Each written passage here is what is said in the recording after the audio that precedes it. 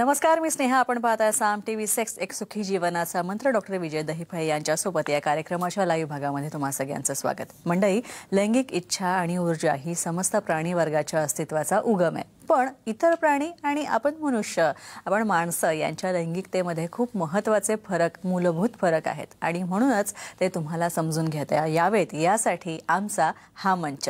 मंडळी, या मंचावर याआधी आपण सेक्स आणि त्या संदर्भातल्या महत्त्वाच्या विषयांवर डॉक्टर विजय दहिफळे यांच्याकडून शास्त्रोक्त माहिती जाणून घेतली आहे. मग योगा, म्युझिक, झुंबा, सेक्स, धूम्रपान किंवा मद्यपान अशा अनेक विषयांवर डॉक्टरांनी आपल्याला शास्त्रशुद्ध सहज शैलीमध्ये मार्गदर्शन केलेलं आहे. आज सुद्धा एका महत्त्वाच्या विषयावर आपण त्यांचं मार्गदर्शन घेणार आहोत. मात्र त्याआधी त्यांच्याविषयी जाणून घेऊयात एका छोट्याशा व्हिडिओच्या माध्यमातून. डॉक्टर विजय दहिफळे हे एक सुप्रसिद्ध सेक्सोलॉजिस्ट, यूरोलॉजिस्ट आणि अँड्रोलॉजिस्ट आहेत. डॉक्टर विजय दहिफळे यांचे क्लिनिक संभाजीनगर, हैदराबाद, दिल्लीमध्ये द्वारका आणि पुणे येथे आहेत. त्याचबरोबर नवी मुंबईमध्ये नेरूळ, खारघरमध्ये मेडिकोर हॉस्पिटल, ठाणे, दादर, अंधेरी, कल्याण, नाशिक, नागपूर, अहमदाबाद आणि दुबईमध्ये सुद्धा त्यांचे क्लिनिक्स आहेत. डॉक्टर विजय दहिफळे हे नेहमीच देशविदेशात कॉन्फरन्सेस आणि सेमिनार्ससाठी जात असतात आणि सेक्सबाबतच्या सगळ्या समस्यांवर मार्गदर्शन करत असतात. तर वयाची 50 उलटल्यावर आपलं सेक्स लाईफ जे आहे, आपलं लैंगिक आयुष्य जे आहे ते कसं असावं हे सांगण्यासाठी, या विषयावर बोलण्यासाठी डॉक्टर विजय दहिफळे पुन्हा एकदा साम टीव्हीच्या स्टुडिओत आलेले आहेत. त्यांचं स्वागत करूया. डॉक्टर, स्वागत तुमचं. नमस्कार. प्रेक्षक हो, लैंगिक शिक्षणाची कमतरता आपलं पुढचं आयुष्य विस्कटून टाकू शकते, पुढचं आयुष्य अधिक गुंतागुंतीचं करू शकते. संसारात निर्माण झालेली अशीच गुंतागुंत घेऊन एक जोडपं सरांकडे आलं. एक 24 ते 25 वर्षाच्या वयाचं हे जोडपं होतं. एक नवविवाहित तरुण, नवी कोरी जोडी त्यांच्या आईवडिलांना आणि नातेवाईकांना घेऊन थेट विजय दहिफळे यांच्या पुण्याच्या सेंटरच्या OPD-मध्ये, त्यांच्या केबिनमध्ये येऊन दाखल झाली, उभी राहिली आणि गलका एकच गोंधळ करायला त्यांनी सुरुवात केली. मुलगा मोठ्या हुद्द्यावर कामाला होता, तर मुलगी गृहिणी, जेमतेम 10वी शिकलेली होती. आता मुलाचे वडील जे होते ते आपल्या कार्यक्रमाचे नियमित प्रेक्षक आणि खूप मोठे फॅन होते ते आपल्या कार्यक्रमाचे. आता हा सगळा गोंधळ जो आहे, हा गोंधळ पाहून सरांनी नातेवाईकांनी थोडंसं बाहेर थांबा अशी त्यांना विनंती केली. आता तरुणाची आणि ह्या दोघांशी बोलल्यावर असं कळलं की या तरुणाची पत्नीविषयी एक तक्रार होती. ती म्हणजे आपल्या पत्नीला सेक्स हवा आहे किंवा पत्नी सतत शरीर संबंधांची मागणी करायची आणि सरांनी आणि कुठेतरी पती म्हणून किंवा पुरुष म्हणून हे या तरुणाला पटलेलं नव्हतं की महिला असून सुद्धा, पत्नी असून सुद्धा, की ही सेक्सची मागणी का करते किंवा हिला शरीर संबंधांमध्ये इतका रस का आहे. आता सरांनी याविषयी जेव्हा पत्नीकडे विचारणा केली तेव्हा कळलं की पतीला कमजोरी आहे आणि संबंधांची इच्छा त्यामुळे त्याला काही होत नाही. आता लैंगिक संबंधांसाठी पत्नीच पुढाकार घ्यायची. बरं, आता यावर उपचार करून घ्या, कमजोरीवर उपचार आहेत ते करून घ्या असा आग्रह पत्नी वारंवार आपल्या पतीला करत होती. पण तरी सुद्धा आपण फिट आहोत असं सांगून हा जो पती जो आहे तो उपचार करून घेण्यास नकार देत होता. तसंच या महिलेचा 2 वेळा गर्भपात सुद्धा झाला होता आणि त्यानंतर त्यांनी एका तज्ज्ञ डॉक्टरांशी चर्चा सुद्धा केली होती. तर तेव्हा हे डॉक्टर म्हणाले की गरोदर असताना सेक्स करू नका. आता गर्भारपणात सेक्स केल्यामुळे गर्भपात झाला आहे असं ह्या डॉक्टरांनी सांगितलं, जे की चुकीचं होतं. तसंच सेक्स न करण्याचा सल्ला सुद्धा त्यांनी दिला होता. आता या महिलेचं क्युरेटिंग सुद्धा झालं होतं, पण त्यानंतर सुद्धा दुसऱ्यांदा तिचा गर्भपात झाला. आता यात दोषी कोण बरं? याचा दोष पती, सासू आणि सासऱ्यांनी त्या महिलेलाच दिला, सुनेलाच दिला. म्हणजे सरते शेवटी पत्नीच दोषी ठरली.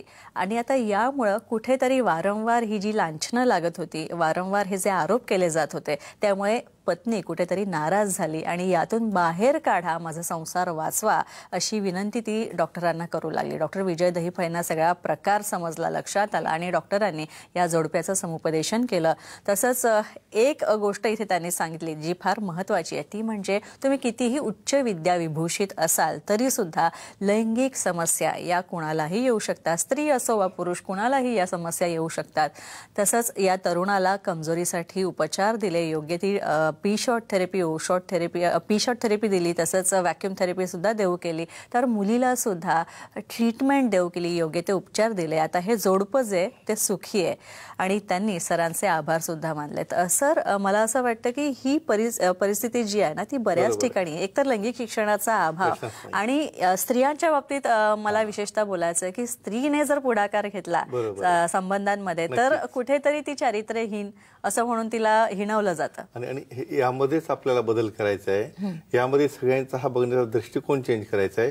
आणि दुसरा सामाजिक प्रश्न, प्रेग्नन्सी मध्ये तुम्ही कॉन्टॅक्ट केल्यामुळे हे असं झालं, हे असं झालं, असं ब्लेमिंग पूर्ण त्या फिमेलवर. आणि बऱ्याचदा मग होतं प्रेग्नन्सी झाली नाही याला पूर्णपणे स्त्री जबाबदार. म्हणजे असं तर पाहिलं मी बरेच, तुझे सगळ्या तपासण्या कर, त्याच्याशिवाय मी काही करणार नाही. आपण काही महत्वाचे पॉईंट सांगूया मित्रांनो. या ठिकाणी एक महत्वाची गोष्ट तुम्हाला सांगतोय बघा. असे कमीत कमी दिवसातनं 5 ते 10 कपल या ठिकाणी येत असतात. म्हणजे जसं लग्न जमवायला असा घोळका येतो की नाही, असं इकडची पार्टी तिकडची पार्टी, तसं बऱ्याचदा ते मोडायला सुद्धा त्याच पद्धतीनं त्यातलाच काही जुने मेंबर असलेले समोर येतात. मग या ठिकाणी महत्वाचं काय, ते जोडपं राहिलं बाजूला. म्हणजे बऱ्याचदा असं होतं की प्रॉब्लेम जोडप्याचा आहे का प्रॉब्लेम त्या नातेवाईकाचा आहे कळत नाही. एक महत्वाचं सांगतो या ठिकाणी आज आपण डिस्कशन करणार आहोत. प्रेग्नन्सीमध्ये संबंध ठेवणं हे नक्कीच आवश्यक असतं. त्याचा एवढा महत्त्वाचा फायदा असा आहे की ऑर्गॅझम झाल्यामुळं नॉर्मल डिलिव्हरी होण्यासाठी फायदा होत असतो.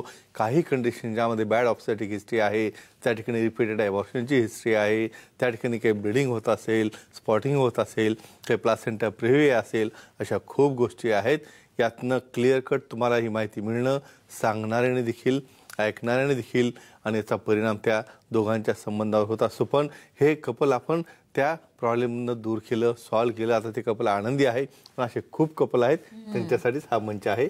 आणखी आपण परत डिस्कशन करूया या अर्ध्या तासामध्ये. नक्कीच. आणि म्हणूनच लैंगिक शिक्षणाचं महत्त्व जे आहे ते खूप आहे आणि ते सगळ्यांपर्यंत, समाजातल्या सगळ्या स्तरांपर्यंत, सगळ्या वयोगटांपर्यंत लैंगिक शिक्षण पोहोचावं यासाठीच आम्ही हा मंच उभारलेला आहे. आणि राहिली गोष्ट लैंगिक समस्यांची, तर तुम्हाला सुद्धा कुठल्याही वयाच्या टप्प्यावर खरं तर या लैंगिक समस्या येऊ शकतात. स्त्री असो वा पुरुष, तुम्ही उच्च विद्या विभूषित असा, शिकलेले असा किंवा अज्ञानी असा, अडाणी असा, तुम्हाला या समस्या, लैंगिक समस्या या कुणाला ना कुणाला तरी कधी ना कधीतरी वयाच्या कोणत्या ना कोणत्या टप्प्यावर येतात. त्यामुळे त्या मान्य करा आणि सगळ्यात महत्त्वाचं ते लपवून ठेवू नका. तुम्ही त्यासाठी डॉक्टर विजय दहिफळे यांना देखील भेटू शकता, त्यांचं मार्गदर्शन घेऊ शकता. सरांची जी विविध ठिकाणी महाराष्ट्रात क्लिनिक आहेत, मग संभाजीनगर, पुणे, नेरूळ, दादर, ठाणे, कल्याण, नाशिक, नागपूर, खारघर, नवी मुंबईमध्ये सुद्धा, नेरूळमध्ये सुद्धा सरांचं क्लिनिक आहे, तिथे सुद्धा तुम्ही जाऊ शकता. अनेक जण इथे येतात, त्यांचा सल्ला घेतात. तुम्ही सुद्धा असंच करू शकता आणि तुमच्या सगळ्या समस्यांचं निराकरण तुम्ही करून घेऊ शकता.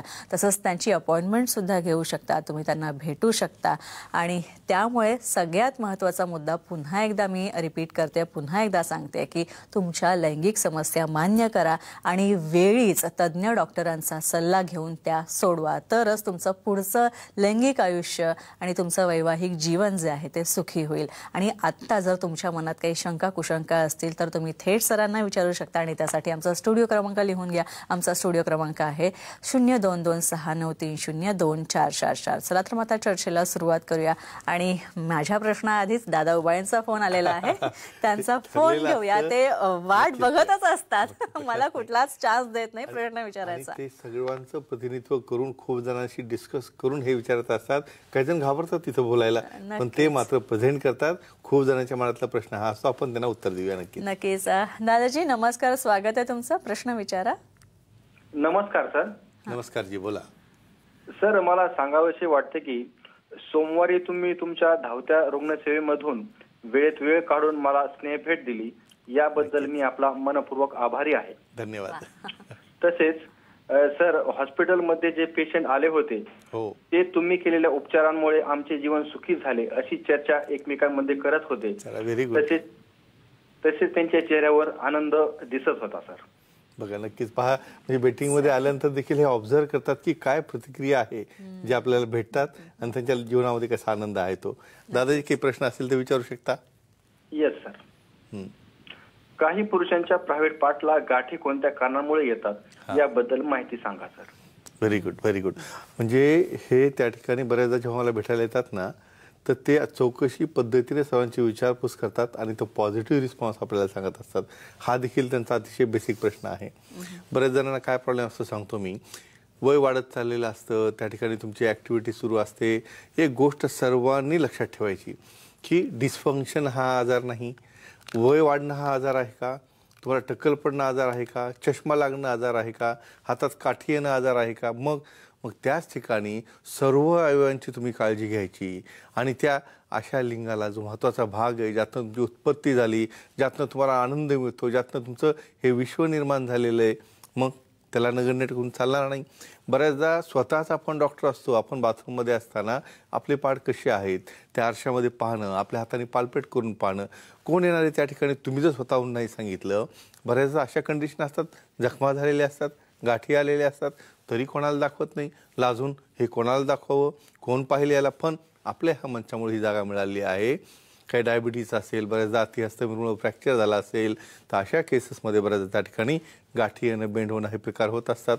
आपण नेहमी पी शॉर्ट डिस्कस करतो. एकाच मिनिटात सांगतो मी. या ठिकाणी बऱ्याचदा सगळं सोल्युशन काही गोळ्यांनी नसतं. त्या ठिकाणी ते ॲबनॉर्मल टिश्यू निघून जाणं, त्याला डिझॉल्व्ह करणं.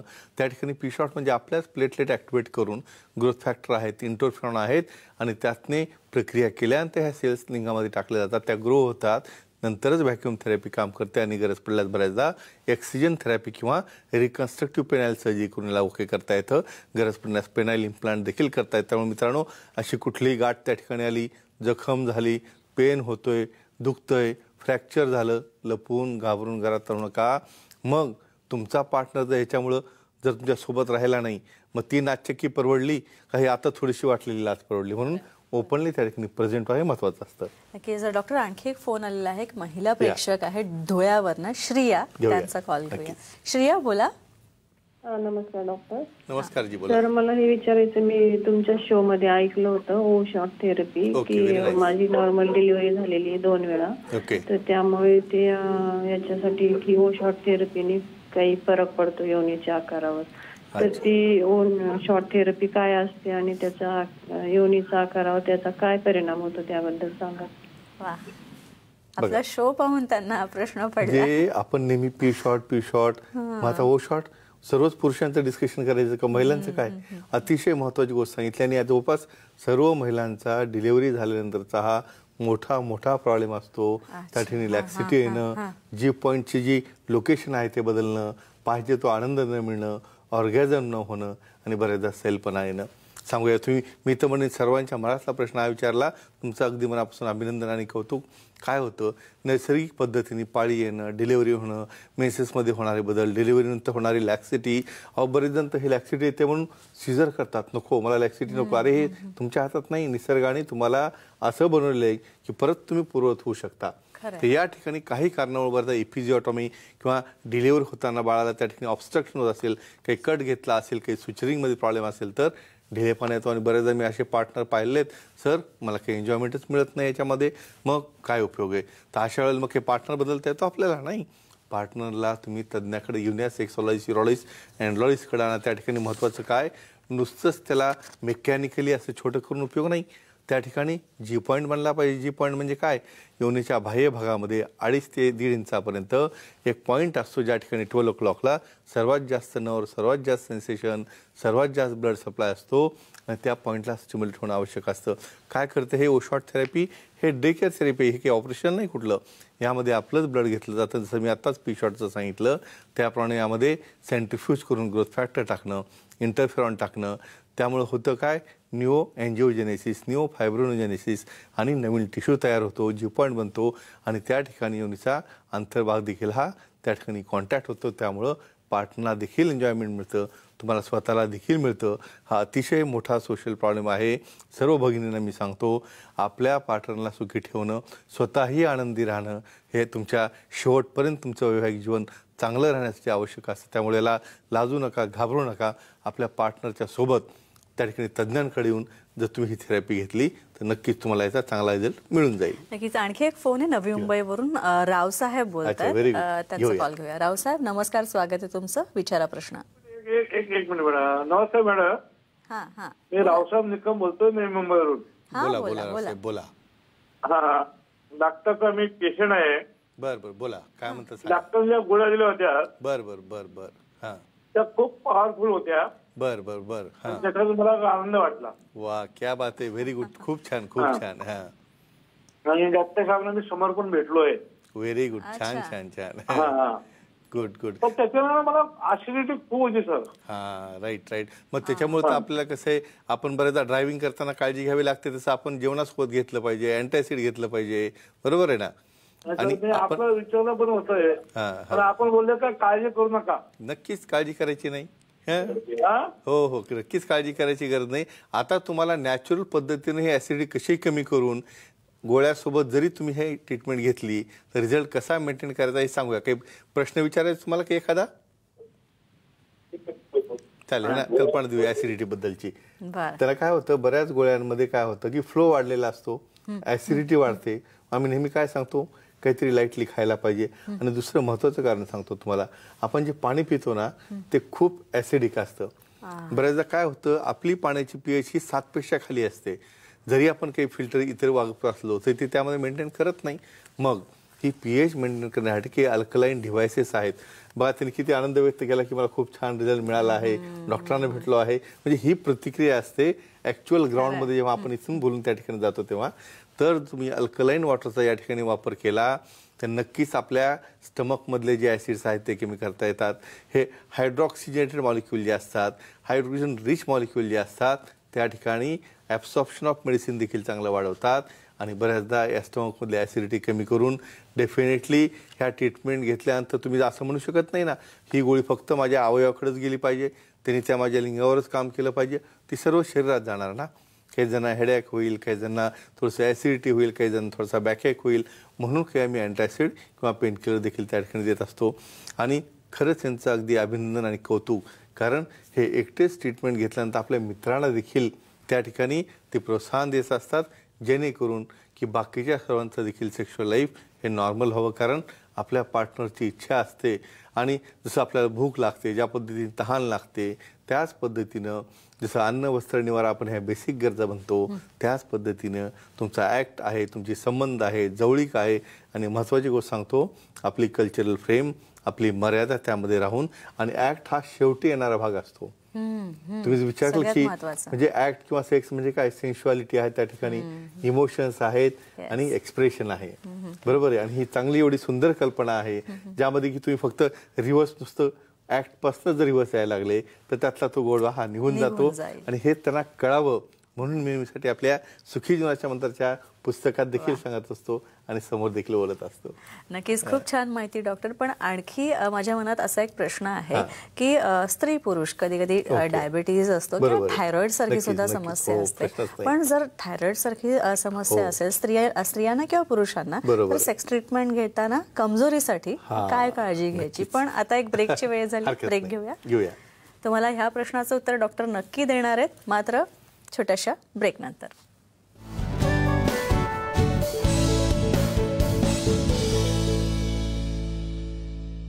युवा महाराष्ट्र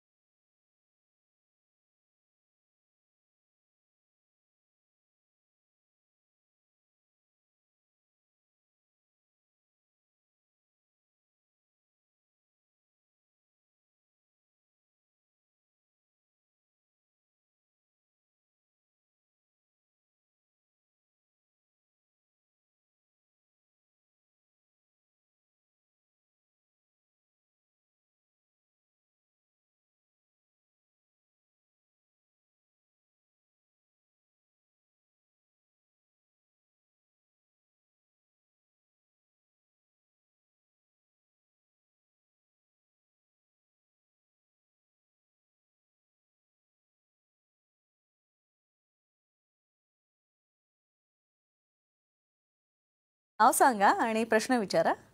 हा, गोपाळ गायकवाड मॅडम. हा, बोला. हो, तर माझ्या बायकोला पाळी आल्यानंतर की तिचे पोट आकडल्यासारखं होतंय आणि नंतर पांढऱ्या पिशी ही होते. अच्छा, आता मला आणखी एक महत्त्वाचं सांगा की त्यामुळे त्यांना काही तुम्हाला संबंध करण्यामध्ये त्रास होतो का? नाही होत, पण त्यांची कंबर जास्त दुखते. बरं ठीक आहे, चला. म्हणजे त्याच्यावर तुम्हाला काय ट्रीटमेंट आहे सांगायचं, बरोबर आहे? हो, ठीक आहे, सांगूया तुम्हाला नक्कीच. या ठिकाणी मेन्सेस येणं, मेन्सेसमध्ये हार्मोनचा बदल होणं, हार्मोन बदल झाल्यानंतर थोडंसं क्रॅम्प येणं आणि क्रॅम्प आल्यानंतर बरेचदा पेन होणं हे कॉमन असतं. अशा केसेसमध्ये बऱ्याच जणांना असं वाटतं की आपण ॲक्टिव्हिटी करू नये.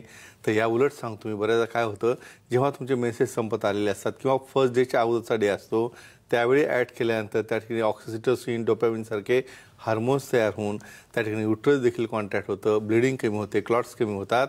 तर अशा पद्धतीने तुम्ही रेग्युलरपणे सेक्सॉलॉजिस्ट, युरोलॉजिस्ट, अँड्रोलॉजिस्टचा सल्ला घेऊन जर तुम्ही ट्रीटमेंट घेतली तर अशा प्रकारचा त्रास देखील त्यांना कमी होईल. आणखी काही गरज पडल्यास तुम्ही तज्ज्ञांना नक्कीच भेटू शकता. ठीक आहे, आता वेळ झाली आहे आपला क्विजची, पण त्याआधी विनर उत्तर सांगायचं बाकी आपल्या प्रश्नाचं नक्कीच ते सांगूया. म्हणजे थायरॉइड असताना काय काळजी घ्यायची. तर बऱ्याचदा काय असतं की या ठिकाणी थायरॉइड ग्लँड वाढलेली असते. थायरॉइडचे लेवल वाढल्यामुळे त्या ठिकाणी तुम्हाला महत्त्वाचं सांगतो, हायपोथॅलेमो पिट्युटरी गोनाडल ॲक्सिस हा जर अफेक्ट झाला तर तुम्हाला स्थूलपणा येणे, लठ्ठपणा येणे अशा गोष्टी होतात आणि मग सेक्सचा इंटरेस्ट कमी होतो. तर थायरॉइडच्या लेवल कंट्रोलमध्ये आणा. परत मी सांगतो, अल्कलाईन वॉटरचा वापर करा, ज्यामुळे की गोष्टी कंट्रोलमध्ये येतील आणि ट्रीटमेंटसोबतच आपण कमजोरची ट्रीटमेंट देऊ शकतो. नक्कीच. आता आपली क्विजची वेळ आहे, पण आता विनर आधी सांगा. आपण डेफिनेटली संतोष मेधे जळगावचे मागच्या वेळेचे विजेते आपल्या सेंटरला आले. त्यांनी प्रोटीन्स घेतलं, गिफ्ट घेतलं, मित्रांसाठी देखील पुस्तकं नेली त्यांनी. त्यांचं अगदी मनापासून अभिनंदन. आणि असं सहभागी व्हायचं असेल तर चिठ्ठी काढायला लागेल. बघूया कोण विनर आहे तो. आणि मग हा सर्वात महत्वाचा मोमेंट, कारण तुम्ही चिठ्ठी काढल्याशिवाय त्यांना आपल्याकडे यायचा चान्स नाही. आणि पुस्तक तर त्यांचं खूप आवडतं असतं एकदम. बघूया आता. वा, आता तुम्हाला नवीन पुस्तकं छापायला लागणार. हिंदीची सुरुवात झाली ऑलरेडी आपली. आता आपण गेलो बारामतीला. खुश झाले बारामतीकर आता. सुजित वायसे यांचं अगदी मनापासून अभिनंदन. कुठल्या प्रश्नाला उत्तर दिले होते? आणि तर कमजोरीसोबत डिप्रेशन असेल तर काय काळजी घ्यायला पाहिजे. डिप्रेशनच्या ट्रीटमेंटचा डोस कमी करायला पाहिजे. जे सेक्शुअलचे डोसेस आहेत त्यामध्ये काही बदल करायला पाहिजे. लाईफस्टाईल आहे, एक्झरसाईज आहे. आणि अशा बदलामुळं समजा डोसेस कमी केले आणि कमजोरीची ट्रीटमेंट दिली तर रिझल्ट चांगला येत असतो. आणि अशाच पद्धतीने सहभागी व्हायचं असेल तर प्रश्न विचारायला लागेल. तर या ठिकाणी कमजोरीसोबत जर थायरॉइड असेल, थायरॉइडचा आजार असेल तर काय ट्रीटमेंट घ्यायला पाहिजे याचं उत्तर तुम्हाला द्यायचं आहे. येत्या गुरुवारपर्यंत शो जर मिस झाला असेल तर सामटी विसुकी जीवनाचा मंत्र एवढं टाईप जरी केलं पूर्ण शो पाहता येईल. डायरेक्ट मेसेज करा, टेक्स्ट करा, ईमेल करा किंवा आमच्या टीमला फोन लावून तुम्ही सांगू शकता. आणि या ठिकाणी चित्रफितीमध्ये अतिशय महत्त्वाचे फोटो तुम्ही पाहू शकता. Medicon. Yes, very nice. Last time तुम्ही सांगितल्याप्रमाणे मेडिकॉन 24 ही झाली होती पुण्याला, पिंपरी चिंचवड आणि भोसरी. आणि DY पाटीलचं मेडिसिन डिपार्टमेंट यांनी ती ऑर्गनाईज केलेली. त्या ठिकाणी अनिरुद्ध टोणगावकर डॉक्टरसाहेब हे सेक्रेटरी त्याचे आहेत. आणि पूर्ण त्यांचे पदाधिकारी, पूर्ण टीम, त्यांचे व्हॉलेंटियर्स, सर्व मेंबर्स खूप मोठ्या संख्येने उपस्थित होते. त्या ठिकाणी नॉटी आफ्टर 40 म्हणजेच 40 नंतर जो प्रकारचा ऍक्टिव्हनेस राहतो. पण त्या दोन गोष्टी सांगितल्या मी, त्यातला ट्रॅजेडी पार्ट सुद्धा आणि त्यातला फन पार्ट सुद्धा. हे महत्वाचं होतं, कारण आपण नेहमी फन पार्ट डिस्कस करतो, आपल्याला ट्रॅजेडी पार्टमध्ये कोणी जात नाही. तर सर्वांना त्या ठिकाणी हा मेसेज दिला की कशा पद्धतीने तुम्ही सेक्शुअली ॲक्टिव्ह राहिल्यानंतर तुम्ही तुमचं स्वास्थ्य मेंटेन ठेवू शकता. त्याचबरोबर तुमची इम्युनिटी आहे, तुमचा पॉझिटिव्हनेस आहे, तुमची पर्सनॅलिटी डेव्हलपमेंट आहे, तुमच्या अँटीबॉडी शरीरात जे तयार होतात त्या, आणि ओव्हरऑल स्वास्थ्य मेंटेन ठेवायचं असेल, डायबिटीज, ब्लड प्रेशर, डिप्रेशन किंवा कसलाही प्रकारचा ब्लॉक किंवा अटॅक, मी तर एक गोष्ट सांगेन की शेवटपर्यंत जर तुम्ही सेक्शुअली ॲक्टिव्ह राहिले तर अशा केसेसमध्ये नक्कीच त्या ठिकाणी तुमचं पर्सनल लाईफ हे अतिशय स्ट्रॉंग होऊ शकतं. आणि सर्वात महत्त्वाचं सांगतो, या ठिकाणी आमच्या कल्याणच्या सेंटरला देखील आमचे जे स्टाफ असतात त्यांचा बर्थडे आम्ही सेलिब्रेट करत असतो. त्या ठिकाणी आम्ही दीप्ती मॅडमचा बर्थडे सेलिब्रेट केला. अशा पद्धतीने मागचा विकेंड हा अतिशय चांगल्या पद्धतीने गेला. आणि या मेडिकॉनचे ऑर्गनायझर सर्व त्या ठिकाणी स्टेट प्रेसिडेंट डॉक्टर ठाकरे देखील आलेले होते. या सर्वांचं देखील अगदी मनापासून अभिनंदन. आणि अशाच पद्धतीने तुमचा सहभाग राहावा आणि तुमच्या जीवनामध्ये सुखी जीवनाचा मंत्र हा तेवत राहावा, हेच आमच्या या मंचाची अपेक्षा आहे. बाकी स्नेहाजी तुमच्याकडे. नक्कीच, आणि आमचा हा मंच सतत प्रयत्नशील राहील की तुमच्यापर्यंत लवकरात लवकर आणि प्रभावीपणे कशा प्रकारे आम्ही लैंगिक शिक्षण पोहोचू किंवा तुमच्या काही समस्या असतील त्या आमच्या कार्यक्रमाच्या माध्यमातून आणि अर्थातच डॉक्टर विजय दहिफळे यांच्या माध्यमातून सोडवायचा प्रयत्न करू. मात्र तुम्हाला सुद्धा डॉक्टरांना भेटायचं असेल तुम्ही स्क्रीनवर जे नंबर दिले आहेत, त्यांच्या सेंटर्सची नावं दिली आहेत, ती नोट डाऊन करून घ्या आणि नक्कीच डॉक्टरांना संपर्क करा. त्याही तुमच्या सगळ्या शंकांचं आणि समस्यांचं समाधान नक्की करतील. डॉक्टर, तुम्ही इथे आला त्यासाठी खूप खूप आभार तुमचे. धन्यवाद. आता वेळ झाली निरोप घ्यायची, प्रेक्षकांचा निरोप घेऊया. त्यामुळे आता आम्ही इथेच थांबतोय. मात्र पुढच्या शुक्रवारी याच दिवशी याच वेळी पुन्हा आम्ही भेटणार आहोत डॉक्टर विजय दहिफळे यांच्यासोबत एका नवीन विषयासह आणि नवीन समस्यांसह आणि त्यांच्या समाधानासह देखील. तोपर्यंत नमस्कार. तुम्ही स्वतःची काळजी घ्या. Good night. शुभरात्री.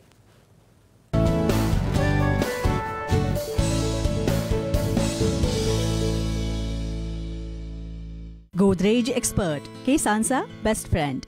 आपको क्या लगता है ये पोकर